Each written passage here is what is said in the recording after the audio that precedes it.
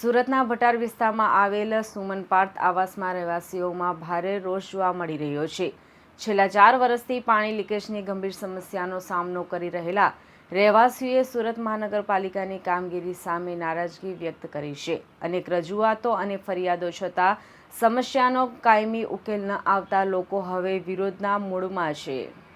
ભટારના આઝાદનગર નજીક આવેલા સુમન પાર્થ આવાસમાં છેલ્લા 4 વર્ષથી પાણી લીકેજની સમસ્યા યથાવત છે. બિલ્ડિંગના અનેક ફ્લેટોમાં છત અને દિવાલોમાંથી સતત પાણી ટપકતું હોવાથી રહેવાસીઓ ભારે મુશ્કેલીનો સામનો કરી રહ્યા છે. રહેવાસીઓના જણાવ્યા અનુસાર પોતાના જ ઘરમાં પાણી લીકેજના કારણે રોજિંદા જીવન ઉપર ગંભીર અસર પડી રહી છે. સતત ભેજ અને લીકેજને કારણે ફ્લેટોની સ્થિતિ ખરાબ થઈ રહી છે, જ્યારે બિલ્ડિંગની જર્જરિત હાલતને કારણે સ્ટ્રક્ચરલ સલામતી અંગે પણ સવાલો ઊભા થયા છે. સ્થાનિકોનો આક્ષેપ છે કે સુરત મહાનગરપાલિકામાં અનેક વખત રજૂઆતો અને ઓનલાઈન ફરિયાદો કરવામાં આવી હોવા છતાં કોઈ અસરકારક કાર્યવાહી કરવામાં આવી નથી. આપણું નામ? અશ્વિનભાઈ. અશ્વિનભાઈ, આપણે ક્યાં રહેવાનું? મારે અલથાણ સુમન આવાસ.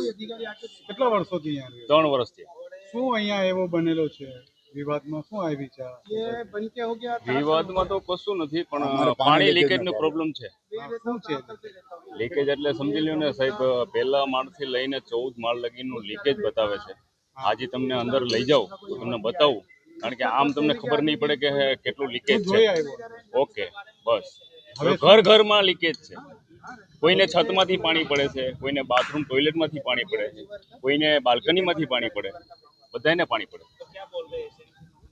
તમે કઈ જગ્યાએ કમ્પ્લેન તો સાહેબ SMC માં કરેલી છે, કારવાડીમાં, કે અમે જોઈ લેશી. અને એના થ્રુ કોઈ પણ કારીગરો પણ પ્લમ્બરો આવીને જોઈ ગયા છે, પણ એ પ્રોબ્લેમ સોલ્વ થઈ નથી. બનતા તો મને ખાસો ખબર નથી, પણ 3 વર્ષ તો મારા થઈ ગયા રહેવા આવ્યો. એવી જ સમસ્યા પહેલેથી. મારું નામ મહેશભાઈ પરમાર, હું 304 માં રહું છું, સુમન પાર્થ. અમારે સાહેબ જ્યારથી રહેવા આવ્યા છીએ ત્યારથી અમારે પાણી લીકેજ છે. અને હું અત્યારે સોસાયટીનો પ્રમુખ છું. 2 મહિનાથી મેન્ટેનન્સ લેવા જાવ, 5 લાખ રૂપિયા પેન્ડિંગ મેન્ટેનન્સ છે. લેવા જાવી એટલે દરેક ફ્લેટ હોલ્ડર એમ કે છે અમારું પાણી લીકેજ બંધ કરાવો. સાહેબ અમે ક્યાંથી કરાવવાના? એક બાથરૂમનું રિપેરિંગનું અત્યારે 10,000નો ખર્ચ છે. 3 જગ્યાએ રિપેરિંગ કરાવી એટલે 30,000 રૂપિયા ગરીબ માણસ ક્યાંથી આપે? અને અમે હપ્તા ભરે કે પછી આ રિપેરિંગ કરાવીએ. અમે SMGમાં પણ જાણ કરેલી છે, તારવાડી પણ જાણ કરેલી છે, તો હજી સુધી કોઈ નિકાલ નથી આવ્યો. આગળ બિલ્ડરને અમે જોઈન્ટની વાત કરેલી તો એ લોકો આવીને ખાલી લીપાપોતી કરી ગયા છે, પટ્ટો મારી ગયા છે, પણ પાણી લીકેજનું આજ સુધી એક બૂંદ પણ બંધ નથી થઈ.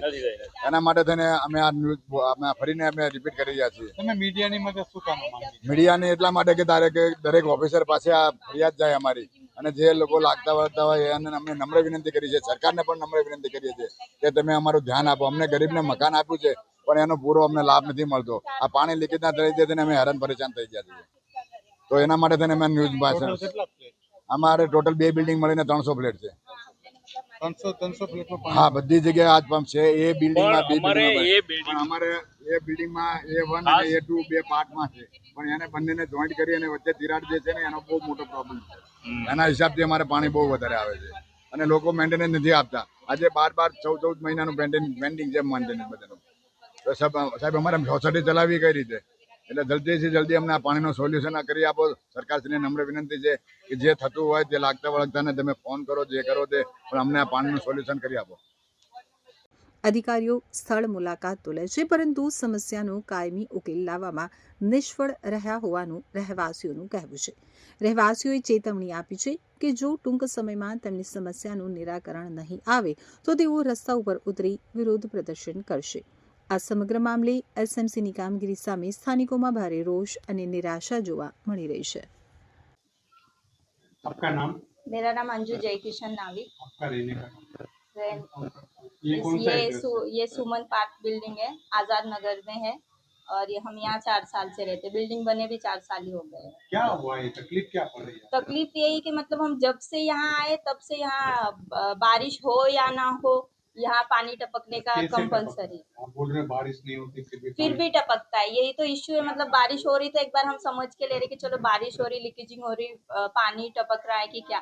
बारिश में तो होती है पर ज्यादा होती है, बट बिना मॉनसून बिना इसके भी वो लीकेजिंग होती है। अब ये कंस्ट्रक्शन का प्रॉब्लम है कि क्या प्रॉब्लम है वो हम बता नहीं सकते। किसको किसको आपने अभी तक अभी हमारे जैसे कि यहाँ सुपरवाइजर है and जो भी है यहाँ कार्यकर्ता उन लोगों से हमने बोला, एंड ये सर लोग ने भी बहुत सपोर्ट किया है। ऊपर तक जहाँ HMC वगैरह तक भी कंप्लेंट गई है, बट कोई हमें सपोर्ट नहीं मिला है अभी तक कितने फ्लैटों में पानी गिर रहा है? अभी तो मिनिमम इधर तो 70% फ्लैट्स में पानी टपक ही रहा है। अभी भी जाके घर घर आप टेस्टिंग भी कर सकते हो, उसमें 30% ही घर ऐसे हो गए जो थोड़े ठीक ठाक है।